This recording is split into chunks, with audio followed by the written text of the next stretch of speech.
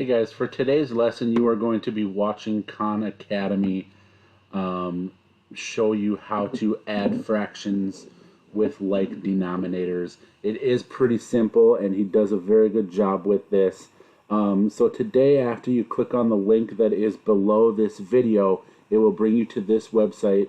What I want you to do is I want you to watch this video that's on the left-hand side there that says adding fractions with like denominators. And after that, I want you to do the practice questions that come along with it.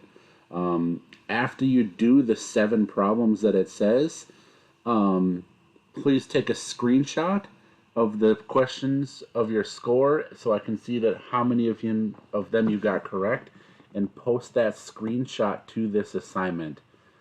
At that point, you can move on to the practice assignment in the same Lesson 3 folder. If you have questions, please make sure you email me and I will help you.